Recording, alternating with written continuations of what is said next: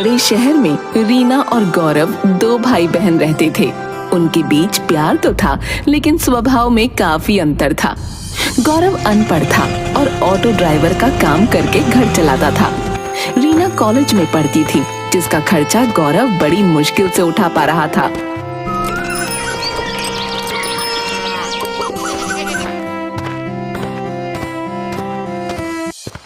रीना, आज कॉलेज में क्या नया सीखा? भैया, आज कुछ खास नहीं था। वैसे भी आपको समझ में नहीं आएगा।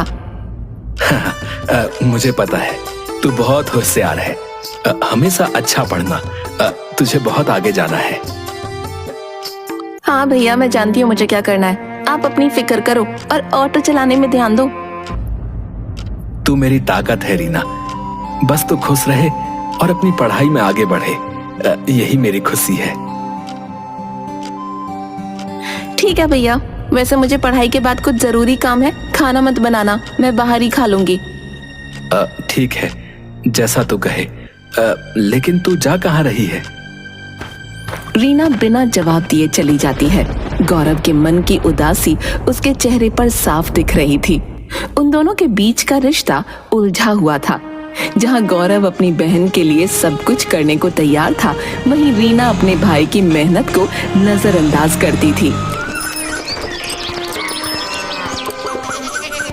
एक दिन गौरव और रीना के बीच झगड़ा हो गया, क्योंकि रीना को महंगा मोबाइल चाहिए था।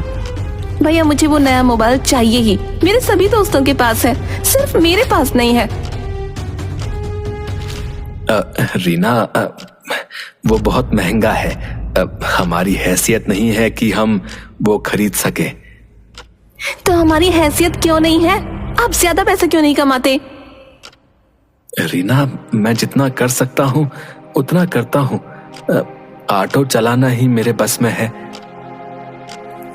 ऑटो चलाना? क्यों? और कुछ नहीं कर सकते आप? क्यों कुछ बड़ा करने की कोशिश नहीं करते? दुनिया कहाँ की कहाँ निकल गई है और आप ऑटो ही चला रहे हो। क्योंकि मैं अनपढ़ रह गया मेरी बहन, इसीलिए ज्यादा कुछ नहीं कर सकता।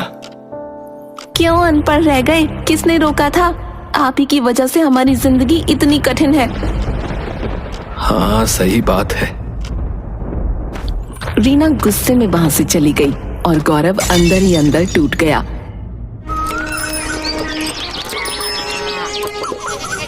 फिर एक दिन जब गौरव अपना ऑटो लेकर निकलता है, तो उसे सवारी मिलने में बहुत दिक्कत होती है।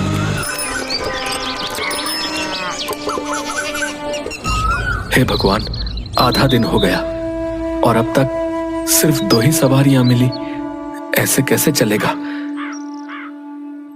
अगर और सवारी नहीं मिली तो रात का खाना भी नसीब होना मुश्किल हो जाएगा। हाँ भैया, रेलवे स्टेशन चलोगे? हाँ हाँ, जरूर जाऊंगा। आइए बैठिए। 30 रुपए दूंगा। पर स्टेशन के तो 100 पड़ते हैं। चलो आप 80 दे देना। रहने दे, तेरे जैसे बहुत मिल जाएंगे। हे भगवान, क्या जुल्म है। 100 वाली सवारी 30 रुपए में कैसे ले जाऊं मैं? पर मजबूरी है, क्या कर सकता हूं। अच्छा बैठिए।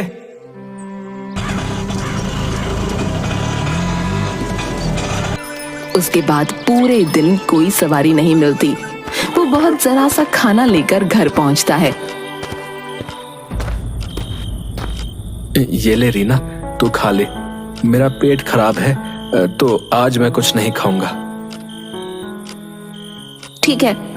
गौरव पानी पीकर लेट जाता है, पर भूख की वजह से करवटें बदलता रहता है।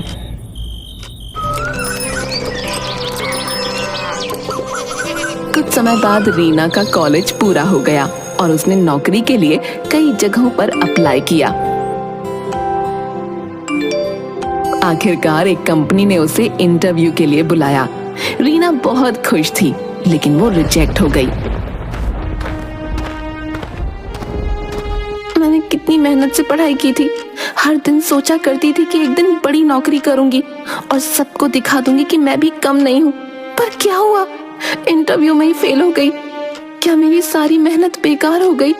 मुझे समझ नहीं आ रहा कि मुझसे गलती क्या हुई है। रीना, क्या हुआ? तू इतनी उदास क्यों है? भैया मैं रिजेक्ट हो गई। मैंने इतना सब कुछ किया फिर भी मुझे नौकरी नहीं मिली। अरे ये तो बस एक मौका था रीना, तू और मेहनत कर, अगली बार तुझे जरूर कामयाबी मिलेगी। हाँ लेकिन भैया अगर अगली बार भी ऐसा ही हुआ तो मैं कब तक इन सब का सामना करूंगी?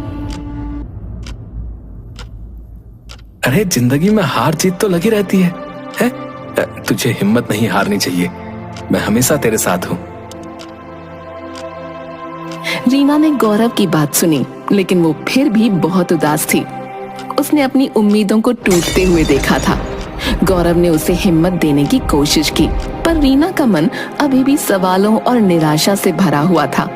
उसे समझ नहीं आ रहा था कि आखिर उसकी मेहनत का फल कब मिलेगा।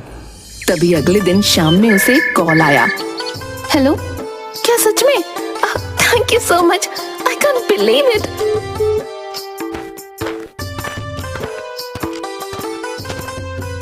क्या हुआ? किसका फोन है? बहुत खुश लग रही हो। हाँ भैया, मुझे फिर से उस कंपनी से कॉल आई थी, मुझे नौकरी मिल गई है। सच में? ये तो बहुत बड़ी खबर है, मुझे पता था तो जरूर कामयाब होगी। हाँ भैया, अब मुझे उस इंटरव्यू के बारे में सोचकर हंसी आ रही है। उन्होंने आखिरकार मेरी काबिलियत को पहचान लिया। चलो, देर आए दुरुस्त आए, है ये सब तेरी मेहनत का फल है रीना। अब तुझे अपनी काबिलियत साबित करने का मौका मिला है। हाँ, अब मैं अपने दोस्तों को बता सकती हूँ कि मैंने ये नौकरी पा ली है। आखिरकार मुझे वो मिला जो मैं चाहती थी। अब मैं सब कुछ अपने तरीके से कर सकती हूँ। रीना और गौरव दोनों ही इस खुशखबरी से बहुत एक्साइटेड थे। हालांकि रीना का घमंड अब और भी बढ़ गया था।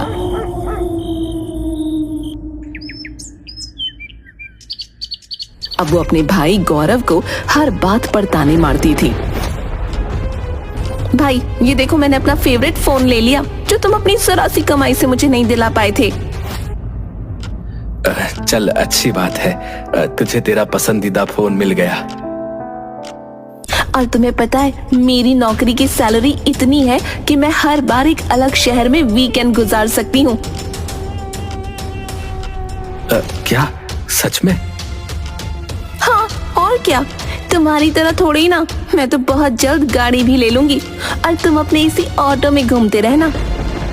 हाँ मेरे पास तो यही है, यही मेरी रोजी रोटी है, लेकिन मैं खुश हूँ अपने जीवन से। आप इतने से मैं खुश रहे, लेकिन मैं तो हमेशा से ही इतना सफल होने का सपना देखती थी और अब वो सपना साकार भी हो गया। रीना का घमंड बहुत बढ़ गया था, लेकिन गौरव ने उसके घमंड को भी प्यार समझा। वो उसका वैसे ही ख्याल रखता रहा जैसे पहले रखता था। कुछ दिन बाद रीना ने घर में एक पार्टी रखी। हाय शांति, कैसी है तू? मैं तो एकदम अच्छी हूँ, तू कैसी है? पार्टी तो बड़ी शानदार है तेरी। थैंक यू, तू एंजॉय कर, मैं बाकी लोगों से मिलकर आती हूँ। Sure.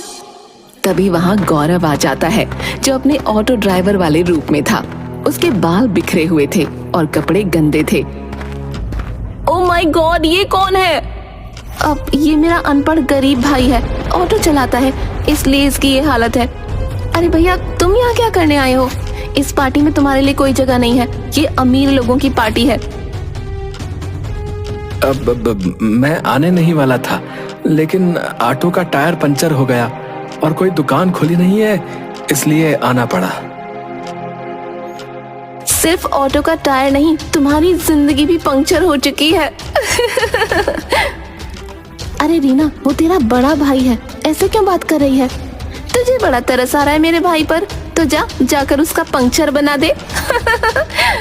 Shut up Reena, respect your elders. Reena अब इसी तरह से गौरव की बेझिझक बेइज्जती किया करती थी। एक दिन गौरव ने रीना को पॉकेट मनी के लिए 500 रुपए दिए, जो वो हमेशा उसे दिया करता था। लेकिन इस बार रीना के तेवर बदले हुए थे। ले रीना, 500 रुपए रख ले, तेरी pocket money. Are you serious? 500 रुपए। मैं अब इससे 1000 गुना ज्यादा कमाती हूँ। मुझे आपकी जरा सी पॉकेट मनी नहीं चाहिए। मैं मानता हूँ कि ये पॉकेट मनी ज्यादा नहीं है, पर ये मैं तुझे हमेशा से देते आया हूँ ना, इसीलिए दे रहा हूँ।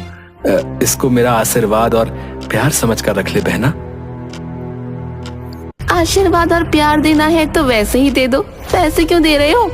और अगर आप ये सोचते हो कि पैसों से आशीर्वाद दिया जाता है तो इससे कहीं ज्यादा आशीर्वाद मैं आपको दे सकती हूँ। बताओ, चाहिए? अरे तू मेरी भावनाएं नहीं समझ रही है। और आप मेरी बात नहीं समझ रहे हो। अरे लेकिन ओहो भैया, दिमाग ना खाओ मेरा। आपके पास बहुत फालतू वक्त होगा, मेरे पास नहीं है। मुझे ऑफिस का काम करना है, जाओ यहाँ से। ठीक है। गौरव ने वो 500 का नोट वापस अपनी जेब में रखा और आंखों में नमी लेकर वहां से चला गया। अगले दिन उनके घर उनके एक दूर के चाचा आए जिनका नाम मदन था।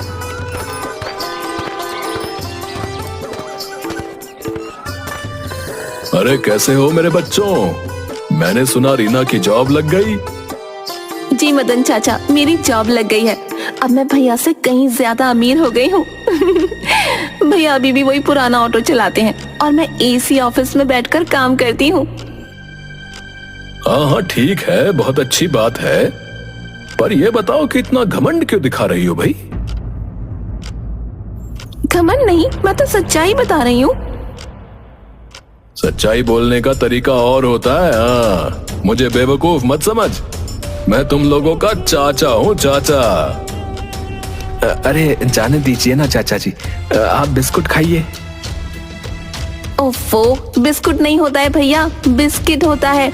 अनपढ़ के अनपढ़ ही रहोगे आप हमेशा। बस बहुत हुआ। तू जो इसका इतना मजाक बना रही है ना, तुझे पता भी है कि वो अनपढ़ क्यों है? क्यों ऑटो चलाकर गुजारा कर रहा है?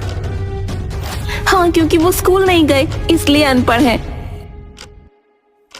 पर स्कूल क्यों नहीं गए ये तुझे नहीं पता। जब ये 7वीं में था ना, तब तू पैदा हुई थी, समझी? उसके कुछ ही समय के बाद तेरे माँ बाप की एक एक्सीडेंट में मौत हो गई। तुझे पालने के लिए इसने पढ़ाई छोड़ दी और लोगों के घरों में काम करना शुरू किया। जब 18 का हो गया तो ऑटो चलाना शुरू कर दिया। ये बचपन से तुझे खिला रहा है, पढ़ा रहा है, और तू कहती है कि ये अनपढ़ है? ऑटो चलाता है। रीना ये सब सुनकर हैरान थी क्योंकि उसे ये सब कुछ नहीं पता था। वो इन बातों का कोई जवाब नहीं दे पाई और ना ही गौरव से नजरें मिला पाई क्योंकि वो बहुत ज्यादा गिल्टी फील कर रही थी। अरे अरे जाने दीजिए ना चाचा जी, आप ये सब पुरानी बातें क्यों कर रहे हैं? अरे तुझे इसकी बातों से कोई फर्क नहीं पड़ता होगा, पर मुझे तो पड़ रहा है ना भाई।